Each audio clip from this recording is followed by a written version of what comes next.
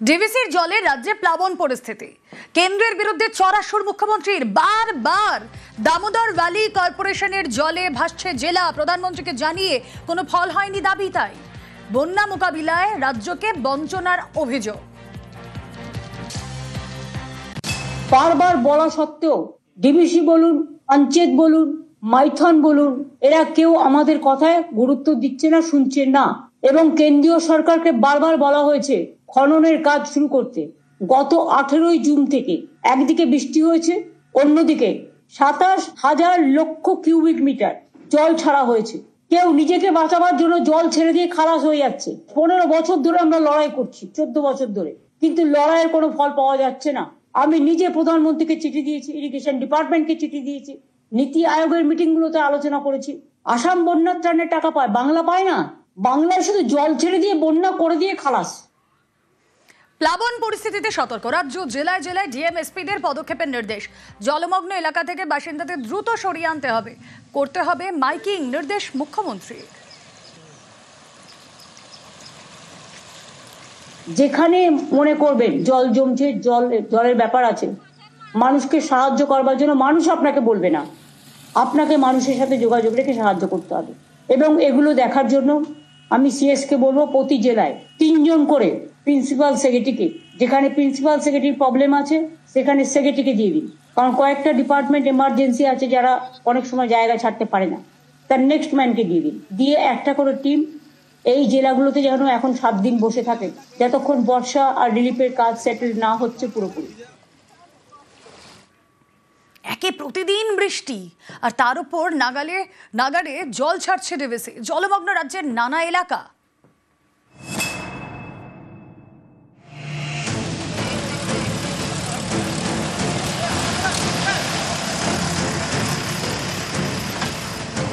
বর্ষায় এক নাগারে বৃষ্টি, দোসর ডিভিসি।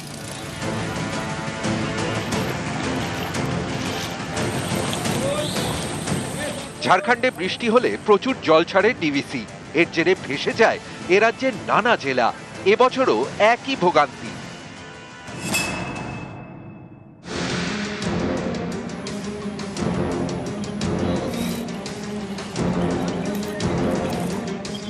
ফুলে ফেপে উঠেছে রূপনারায়ণ মুন্ডেশ্বরী। এর জেরে হুগলির খানাকুলের রাস্তায় স্রোত, বাড়িতেও ঢুকেছে জল। আরামবাগ গড়ের ঘাট রাজ্য সড়কে নেমেছে নৌকা।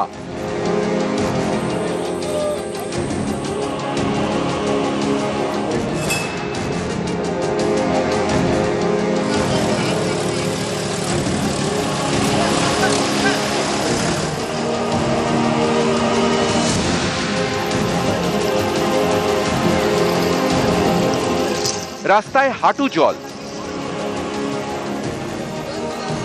কাঁধে সাইকেল। এটা বাঁকুড়ার বিষ্ণুপুরের ধানগোড়ার অবস্থা। লাগাতার বৃষ্টিতে ঘরে জল, রাস্তা ডুবে গিয়েছে, চাষের জমিতেও জল। গ্রামীণ সড়কের ওপর রীতিমতো হাঁটু জল।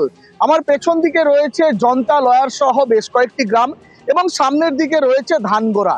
এই এলাকার মানুষরা জীবনের ঝুঁকি নিয়েই সকাল থেকে এই রাস্তা দিয়ে পারাপার করছে। রাস্তা ডুবে গেছে, ঘর পড়ে গেছে। কতটা সমস্যা হচ্ছে? অনেক সমস্যা হচ্ছে। কোথা থেকে জল এলো? ওই যে আকাশ থেকে, মাঠের থেকে জল, বৃষ্টির জল।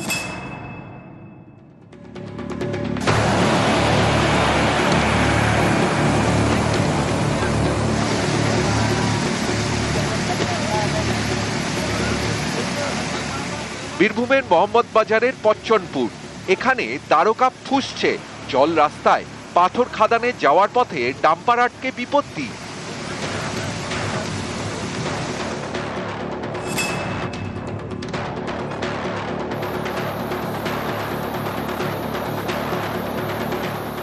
পশ্চিম মেদিনীপুরের ঘাটাল, এই পুরো এলাকার 8টি এলাকা জলমগ্ন।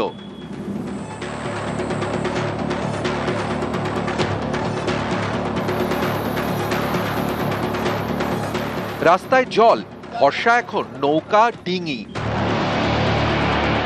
জল বাড়ছে, আমাদের শিলাবতী আছে, pre danger level already cross করে ফেলেছে। আমাদের যে রূপনারায়ণ প্লাস ওল্ড কোসায় আছে সেখানে অলরেডি ডেঞ্জার লেভেল ক্রস করে ফেলেছে। তো আমাদের যে রিলিফ অ্যান্ড রেস্কিউ ওয়ার্কস আছে কন্টিনিউয়াসলি চলছে। আমাদের যে মেডিকেল ক্যাম্পস প্লাস যে কমিউনিটি কিচেনস আছে সেটা অলরেডি ইন প্লেস আছে।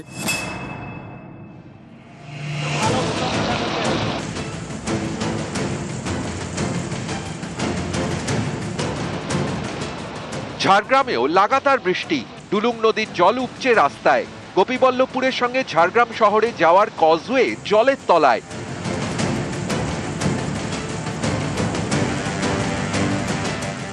নিউজ 18 বাংলা।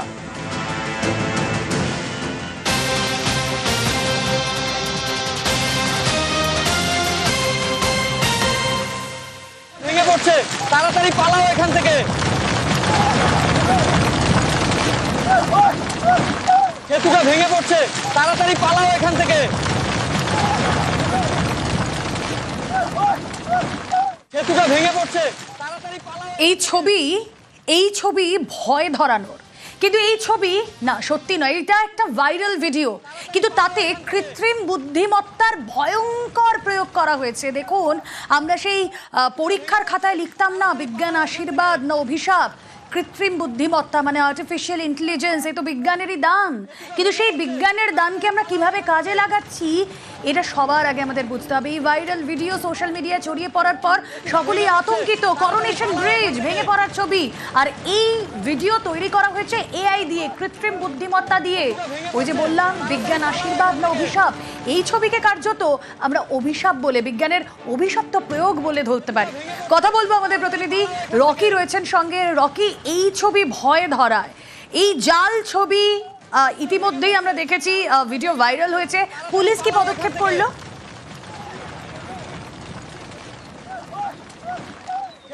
তোমাকে প্রথমেই বলে রাখতে চাইবো, জলপাইগুড়ি জেলার অন্তর্গত যে করোনেশন ব্রিজ উত্তরবঙ্গের কিন্তু একটি গর্ব, যেটা হেরিটেজ বলে আখ্যা দেওয়া হয়েছে, আর সেই ব্রিজ কিন্তু তাসের ঘরের মতো ভেঙে পড়ছে। এমন একটি ভিডিও ভাইরাল হতেই কিন্তু রীতিমতো আতঙ্কে মানুষ, কারণ সোশ্যাল মিডিয়ায় এই ভিডিও কিন্তু একদম আগুনের গতিতে ছড়িয়ে পড়ে এবং রীতিমতো শোরগোল পড়ে যায় গোটা এলাকাতে। এবং এই ঘটনার পর কিন্তু মালবাজারের অন্তর্গত এআই দিয়ে তৈরি ভিডিও ইতিমধ্যে ভাইরাল, পুলিশও পদক্ষেপ করেছে। সবকিছুর একটা সাদা একটা কালো দিক থাকে। বিজ্ঞানের আশীর্বাদ অভিশাপ নিয়ে কথা বলছিলাম, এবার আসুন একটু আশীর্বাদ নিয়ে কথা বলা যাক। মহাকাশ থেকে এক মুঠো আলো নিয়ে ফিরলেন শুভাংশু শুক্লা, যে আলোয় আলোকিত হবে ভারতের মহাকাশ গবেষণা। মিশন গগনযানের জন্য অভিজ্ঞতা নিয়ে ফিরলেন অ্যাক্সিওম 4 এর পাইলট শুভাংশু শুক্লা। একটা জার্নি শেষ, আর এখান থেকেই আবার শুরু আরেক জার্নির। নাসা জানিয়েছে শুভাংশু সহ 4 জন নভোশ্চরী সুস্থ আছেন। 7 বার বাধা, অবশেষে শুভ যাত্রা। 25শে জুন 140 কোটি ভারতীয়র স্বপ্ন বুকে নিয়ে মহাকাশে পাড়ি দিয়েছিলেন শুভাংশু শুক্লা।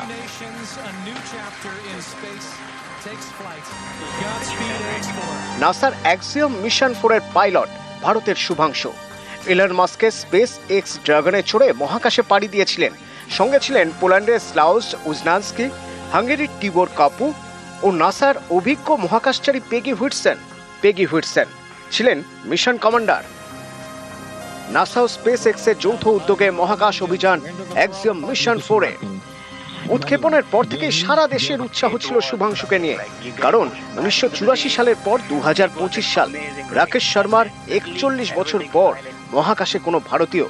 আন্তর্জাতিক স্পেস স্টেশনে শুভাংশুই প্রথম কোনো ভারতীয়। 20 দিনের এই সফরে বেশ কিছু গুরুত্বপূর্ণ পরীক্ষা করেছেন শুভাংশুরা, আর যোগাযোগ রেখে গিয়েছেন পৃথিবীর সঙ্গে। কথা হয়েছে প্রধানমন্ত্রী নরেন্দ্র মোদীর সঙ্গে। স্পেস স্টেশন ছাড়ার আগে বার্তা দিয়েছিলেন পূর্বসূরির সেই বিখ্যাত উক্তির সঙ্গে মিল রেখে। ऊपर से भारत कैसा दिखता है आपको? मैं बगैर किसी झिझक के कह सकता हूँ सारे जहां से अच्छा। और मेरे कंधे पे मेरे साथ मेरा तिरंगा है, जो मुझे बता रहा है कि नहीं हूँ, मैं आप सबके साथ हूँ। और मैं चाहता हूँ कि आप सभी देशवासी इस यात्रा का हिस्सा बने। आपका भी सीना दिल से चौड़ा होना चाहिए। जय हिंद, जय भारत। 20 দিন মহাকাশে কাটিয়ে ঘরে ফেরার পালা।